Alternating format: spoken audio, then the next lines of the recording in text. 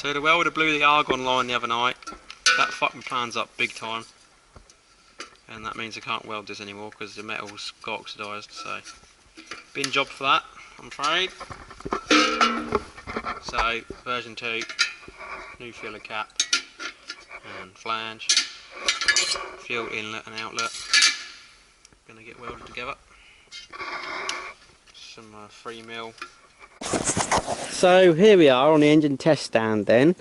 The test stand I made the other day, and I've just put top, and from what I could find that's not a bottom hose for a Ranger, but it'll work for the time being.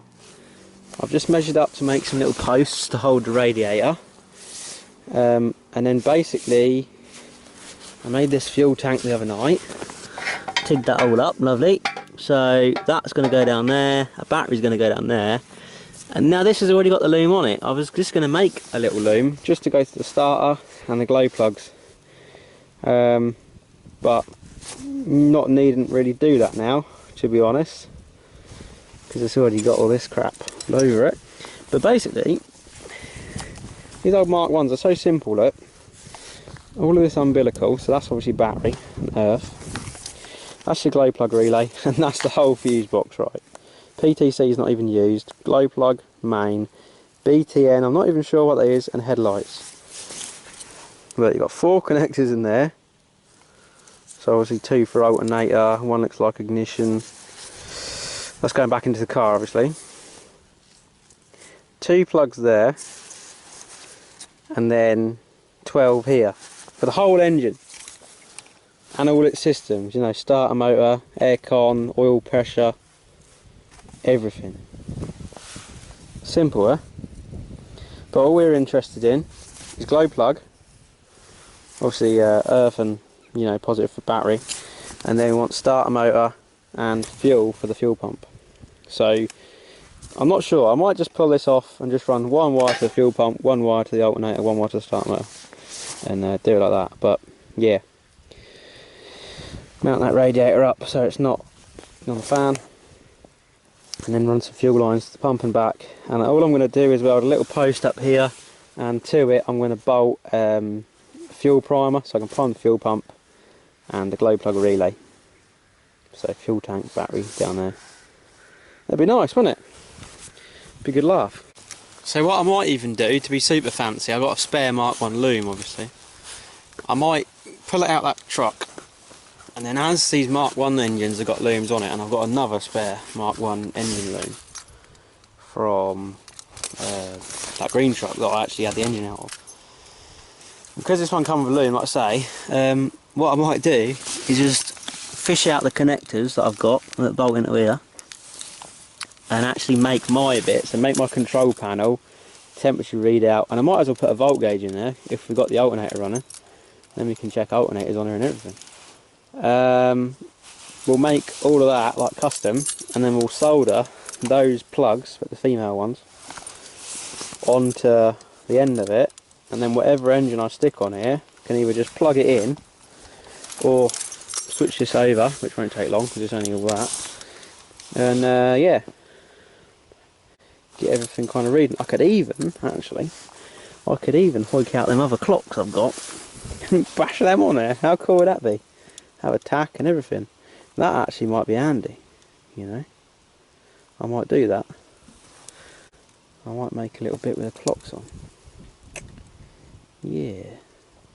Rethink, I'll have to make a mount for the clocks now and everything. This little project has turned into a bit of a marathon, eh? Right, even that custom fuel tank, that took me about 2 hours to do, so yeah. Always the way, I'm always getting sidetracked with stuff, but hey ho. I need to make a plate to get rid of the power steering pump because we don't want to run that dry. Yeah, and put my fuel pump back on it. But it's going to be interesting to run it up. I say see what everything's doing. Obviously you know what's going on, but interesting to put case pressure on a fuel pump and see where that's at. Various bits and pieces. And yeah, basically just have it as a bit of a development thing really. So we test fitted Charlie's bumper today on the green machine, and all is good. We are going to pitch the winch mounting frame up slightly, like a couple of mil, just to sort out a bit of unevenness in it. I'm not sure if it's a chassis or my welding or what, but we've caught that early, and then we're gonna just tweak it up a bit. Fully weld that. The bumper's basically fully welded, it just needs a couple of reinforcements behind it. So we're aiming for Tuesday night, do that, come down here, tack those bottom mounts on with everything sort of solid, and then Wednesday we shall do all the welding, and then he can paint it in his own time. So yeah, I've got two holes to drill and ream into machine parts that I've made him, and he can have those, and I've got one more gear stick to TIG up, and that's sorted. That's everything that I need to make for that done. So we've finally done it. He's going to take care of a few other little bits and pieces. We still need to source a grill. I've got one at mine, but I kind of need to finish my grill before I can switch it over. So yeah, it's good. I'm going to help him drill the roof rack brackets on, because we still haven't done that actually. And then once he's got MOT and everything, you know, and we've got some more time on our hands, we're going to make a roof rack, make a roof basket, put all the light bars on it, and do all the mod, you know, all the truck stuff that you do. So I just finished work, and I just got home, and I need to nip down the field, because we had a late one last night. Proper late. It was like 2 o'clock in the morning by the time we'd done everything and wrapped everything up. And Charlie left some tools in my bumper, and I didn't realise, and it was late. We weren't with it, and I drove home with my tailgate down, and I don't think I lost anything, luckily, and some tools on the front bumper. Now a socket, when I checked this morning, the socket was still on the front bumper, but the breaker bar and the extensions are nowhere to be found. So I'm going to go down the field tonight and hopefully find them. If not, then yeah. We did some to and froing. We did a bit down the field. We went to Charlie's, we went back. It was a long old night.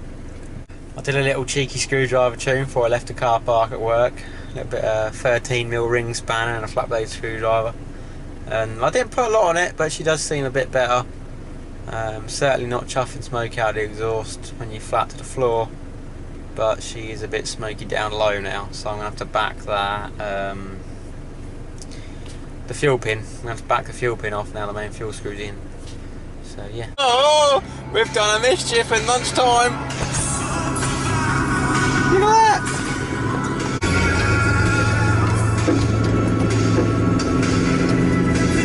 Oh yeah. Bit long though, got 2 extensions on her. Changes real easy.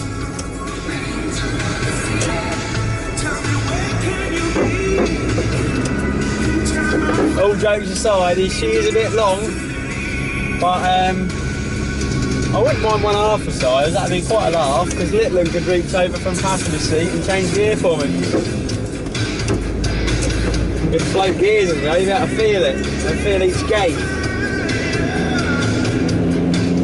Anyway, we're done now, we're finished for the day. I've got to go to the dentist, but when I get back, I'm going to do a little bit more CAD work for some little projects that I'm working on. And I think I'm going to chuck some belts on Black Thunder, because she's making a bit of a noise. Sounds like belts, but I think it might be water pump bearings, just slightly. You can only just hear it if you're listening for it. So I'll order up the water pump, and when that comes, I'll do a video on that. Work. I'm going to finish up drawing a few of these little projects I've got on the go, because I still haven't finished the massive project from 2 months ago. I've drawn it, I've done some test pieces and tried them on the truck. But I've not actually finished drawing the fucking thing, so we're going to get that boshed out soon, and I'm going to make one and fit it to the truck. And then I'll do a bit of a reveal, because I've been working on this for a while, measurements and whatnot, so hopefully soon you'll see what I've been doing.